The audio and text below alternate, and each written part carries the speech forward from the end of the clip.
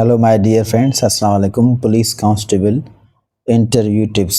Police constable का अब interview होने जा रहा है इस नवंबर मंथ में। सो जब भी हो, नवंबर में हो, दिसंबर में हो, तो आई होप कि आपने 4 सेट रेडी कर लिए होंगे। सो इनके लिए 2-4 आपके लिए हिंट्स देखें।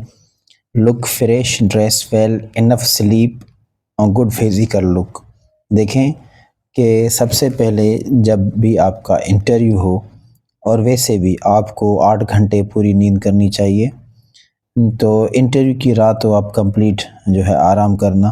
इससे क्या होता है कि जब आपका नेक्स्ट दिन इंटरव्यू होता है तो आप फ्रेश दिखाई देते हैं। ऐसे नहीं कि आपकी जो है सारी रात आप स्टडी करें और सुबह आपकी आंखें लाल हो इंटरव्यू में। सो ऐसा नहीं करें। So enough sleep, good physical look के लिए, अच्छे एक्सप्रेशंस के लिए मैंने पहले भी बता चुका हूँ कि जो भी कपड़े पहने आप, चाहे आप सलवार कमीज़ पहने, उसके ऊपर आप वेस्ट कोटी पहने, या सिर्फ ऐसे ही सलवार कमीज़ पहने और पैंट शर्ट पहने तो आपको मैंने बताया था कि शर्ट आपको पैंट के अंदर स्टक करनी है, हैंडल डालनी है। सो जो भी पहने तो फ्रेश पहने, सुबह सवेरे वो कपड़े निकाल के पहने। ऐसे नहीं कि वो कपड़े आपने एक दिन पहले पहने हों, तो ऐसे नहीं करें। सो इसके अलावा right, slow, clear, genuine and to the point in ऐसे। जब आप ऐसे लिखें तो स्लोली लिखें, ऐसे आपकी राइटिंग अच्छी होती है। साफ लिखें, साफ लिखने से आपकी राइटिंग अच्छी दिखाई देती है। मिटाएं ना बार बार उसको। जेन्युइन यानी असल हकीकत पे लिखें, ऐसे नहीं कि फ़िल्मों के डायलॉग हों उसमें। और टू द पॉइंट लिखें, जो कहा जाए वही लिखें। इसके बाद इंट्रोड्यूस यूर सेल्फ विदाउट पास और हेसिटेशन। विदाउट पास मतलब कि आप अपना जब इंट्रोड्यूस करवाएं उर्दू में, या आप जो है इंग्लिश में, या अपनी ज़बान सिंधी में, जो भी, तो विदाउट पास और हेसिटेशन यानी कि आपको रुकना नहीं, बीच में नहीं करना। इंग्लिश में जब आप इंट्रोड्यूस करवाएं तो ये थोड़ी तैयारी करके जाएं। ऐसा ना हो कि वहाँ पे आप रुकने लगें, इंट्रोडक्शन करते वक्त ही आपका कॉन्फिडेंस लो हो जाएगा। उसके बाद बी सेल्फ मोटिवेटेड, यानी कि मोटिवेट रहें, इत्मीनान रखें, पुरसुकून रहें और जो है पॉजिटिव एटीट्यूड के साथ जाएं, मायूसी के साथ नहीं। बी सेल्फ मोटिवेटेड, मोटिवेट रहें। Do not be motivate on low score. अगर आपका स्कोर कम है, सपोज 40 है, 42 है, तो मायूस ना हो जाएं कि यार मेरा तो कोई चांस ही नहीं है। यानी ये उदासी अपने पास ना रखें और ना किसी से ऐसे बात करें कि यार मेरी मार्क्स तो कम है, मेरा इंटरव्यू जो है अच्छा नहीं होगा, मेरा नाम नहीं आ सकता। ऐसे बातें कभी नहीं, हमेशा अच्छा सोचा करें। और जो है जो अच्छा सोचते हैं उनके साथ अच्छा होता है। तो ये हमेशा पॉजिटिव चीज़ अपने पास रखें कि आप कहें कि इंशाल्लाह 40 पे भी मेरा काम हो जाएगा। And do not be over confidence on high score. ऐसा भी नहीं कि अगर आपके 90 मार्क्स हैं तो आप कहें मुझे तो किसी चीज़ की ज़रूरत ही नहीं है, मैं तो बस पास हूँ। ओवर कॉन्फिडेंस नहीं होना। ओवर कॉन्फिडेंट जो आपको फेलियर की तरफ ले जाती है। गुरूर भी जैसे नहीं करना, ऐसे ओवर कॉन्फिडेंट भी नहीं रहना। Act, speak and be like yourself. वहाँ पे जब भी जिस भी बंदे से बात करें, चाहे आपके फ्रेंड्स हों, इंटरव्यूअर हो, कोई भी हो, जब आप बात करें तो जैसे आप नॉर्मली बात करते हैं ऐसे ही अपना ही ओरिजिनल एसेंट भी रखना है और किसी की कॉपी वगैरह नहीं करनी। Act, speak, be like yourself, जैसे आप हैं ऐसे ही यानी कि बात करना है। Do not change your original accent. जैसे कभी कभार आपने देखा हो तो इंग्लिश बात करते करते लहजा तब्दील हो जाता है लोगों का। सो ऐसा वहाँ पे इंटरव्यू में नहीं करें। Do not change your original accent, क्योंकि ये हर किसी का अलग होता है। यानी जैसे आप अगर एशियन इंग्लिश बोलते हैं तो एशियन जो इंग्लिश बोलते हैं तो उनका लहजा अपना होता है। ऑस्ट्रेलियन इंग्लिश बोलेंगे तो उनका लहजा अलग होगा।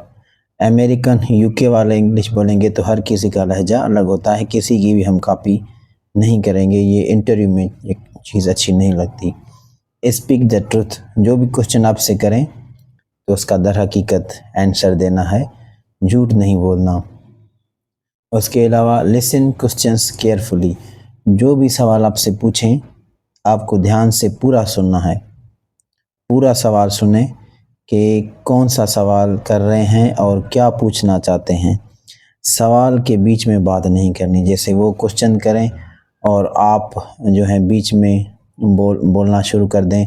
जैसे लेट सपोज सवाल किया what is the height of K2, और ऐसा कह के आपने जल्दी में जवाब दे दिया फीट में, तो वो पूछेंगे तो हमने फीट में पूछा ही नहीं, हमें तो मीटर में पूछना था। कहने का मतलब है कि क्वेश्चन पूरा सुने। वो आपसे पूछ सकते हैं what is the height of K2 in metres और फीट्स। सो वो आपको पूछेंगे फीट में बताएं या मीटर्स में बताएं। सो इस तरह से पूरा क्वेश्चन सुने, 1-2 सेकंड ब्रेक लेके आराम से फिर उसका जवाब दें। उसके बाद do not be reply fast, जल्दी रिप्लाई नहीं करना, जल्दी में भी नहीं बात करनी। और डू नॉट बी स्लो भी बात नहीं करनी। ऐसा नहीं कि आप बोर हो जाएं। कभी कभार आपने देखा होगा कि आपके जब 15-20 दोस्त होते हैं तो एक दोस्त ऐसा होता है कि बहुत तकड़े रैपिडली बात करते जाते हैं, और कुछ ऐसे दोस्त होते हैं बिल्कुल ही स्लो बोलते हैं। आप कहेंगे कि ये 2 मिनट की बात 10 मिनट में बताएगा। सो ऐसे भी नहीं हो, और सामने वाला आपसे बोर हो जाएगा। और जल्दी में भी बात नहीं करनी, तो जैसे उनको समझ आ जाए। इतनी आवाज़ में बात करें कि ज़्यादा भी ना हो, आपकी आवाज़ गूंजे ना, और स्लो भी ना हो, जैसे कि कोई सुन ही ना सके, आपसे बार बार कहे कि आप क्या कह रहे हैं, रिपीट, या आपसे कह रहे हैं सॉरी हमने सुना नहीं। तो इतनी आवाज़ रखें जैसे नॉर्मल, अगले को डिस्टर्ब भी ना करे और सुनाई भी दे। Keep on silent your mobile phone. अगर कोई भी इंटरव्यू में आपसे कुछ भी ना कहे, फिर भी इंटरव्यू में जाने से पहले मोबाइल को स्विच ऑफ कर दें। अलो तो मे भी नहीं होगा ऐसे में, लेकिन फिर भी कभी भी किसी भी इंटरव्यू में मोबाइल फ़ोन चाहे आपके पास हो फिर भी साइलेंट पे रखें। सो ये मेरे पास कुछ टिप्स थी आपके लिए। इसके अलावा मैंने कल वीडियो रखी थी डॉक्यूमेंट्स की, उसमें स्टूडेंट ने काफ़ी कमेंट्स किए हैं, टिकटॉक पे यूट्यूब पे आते हैं कि पूछते हैं कि बिल का, सर लाइट और गैस का बिल दोनों का बिल ना हो तो हम क्या करें।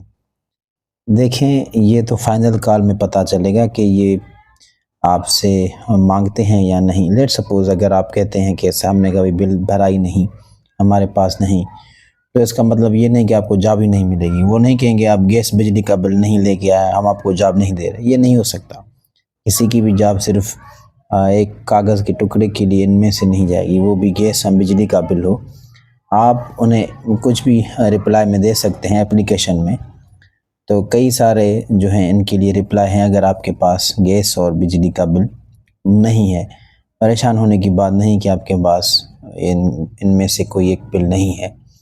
आप किराए के मकान में रहते हैं, किसी चचा मामा के साथ रहते हैं, तो इसका मेरे ख्याल में ये रिक्वायर्ड भी नहीं होगा, आई थिंक होना भी नहीं चाहिए। लेकिन रेजिडेंस एज अ प्रूफ मांगते हैं।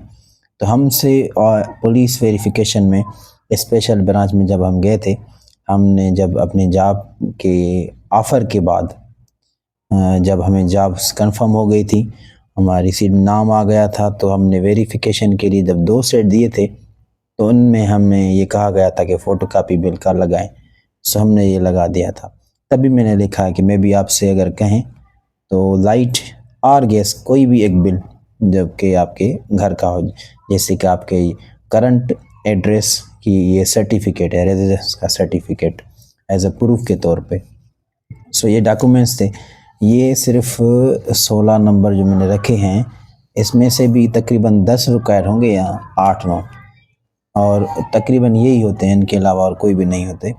आपको जब ये डीवीसी में लेटर आएगा तो आपसे कहेंगे कि ये डॉक्यूमेंट्स लेके आएँ। लेट सपोज़ अगर आप पासपोर्ट साइज़ फ़ोटो नहीं लेके गए, लेट सपोज़, तो वो आपसे ये नहीं कहेंगे कि हम आपको जॉब नहीं दे रहे हैं, आपने ये क्यों नहीं। आप जाएंगे, आप देखेंगे कि ऑफिस फाइल में फ़ोटोज़ नहीं है, आप यहाँ आपके कहीं गिर गए, तो आप अर्जेंट जाके निकाल सकते हैं, 1 घंटे में वापस आके आप सबमिट करवा दें, नो प्रॉब्लम। लेकिन मेरे ख्याल में डॉक्यूमेंट्स आपको खुद जो है वेरीफाई कराने पड़ेंगे। अगर आप आउट ऑफ सिटी हैं तो आप उनसे रब्ता कर सकते हैं, जहाँ भी एड्रेस दी जाएगी आपको कि आ जाएं डॉक्यूमेंट्स लेके। मेरे ख्याल में मे बी हो सके या ना भी, आपको खुद जाना पड़ेगा, ये कंफर्म नहीं है still. So thank you very much, मिलते हैं नेक्स्ट वीडियो में। And at the end if you want to join our WhatsApp group for jobs preparation, so you can join 031177999546। Just WhatsApp message पे detail message लिखें और reply का इंतज़ार करें। Thank you very much.